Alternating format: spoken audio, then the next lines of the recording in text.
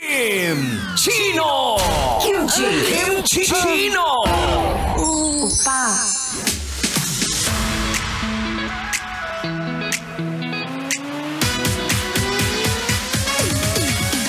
At mahal sa puno ng maling tao, punong-puno ang mundo ng maling tao. Huwag ka mag-alala.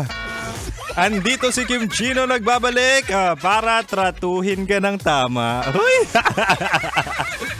Bumalik na tayo sa Chinitox, usapang pag-ibig mula sa chinito ng buhay mo. Diba nga, ibibigay ko sa iyo ang 3 rason kung bakit mas okay jowain ang mas matanda sa iyo. Recap tayo, mahala. Sabi ko kanina, una, mas okay jowain ang mas matanda kasi sila ay matured na mag-isip. Kumbaga marami ng exhibitions at posisyon ang alam nila.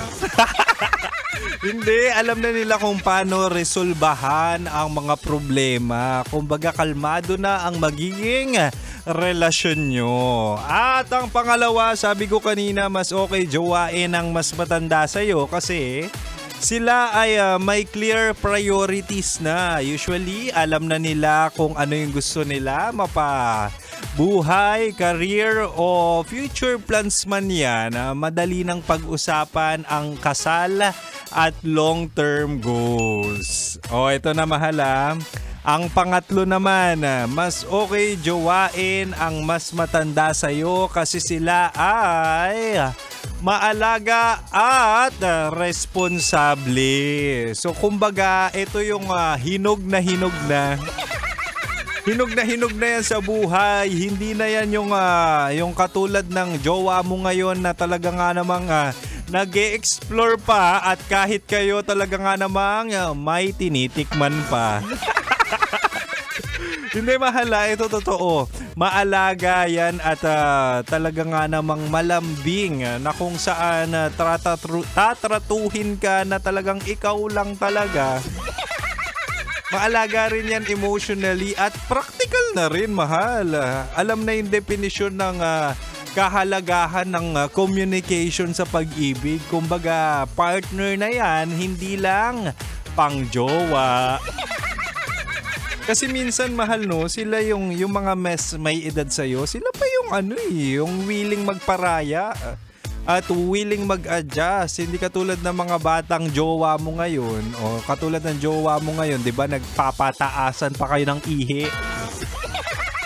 Yung mga matatanda, sinasabi ko sa'yo, wala nang energy yan sa diskusyon at argumento. Minsan kahit nga ikaw may problema at may kasalanan, sila ang magsosorry, sila ang maglalambing sa'yo.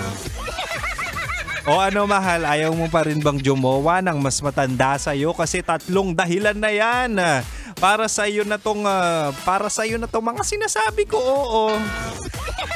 At utang na loob, tama naman na sa bata kasi dyan nagmumula ang trauma. Tama, mali. Kasi mahal, panahon na para true love naman. Panahon na para sa chinito ka na.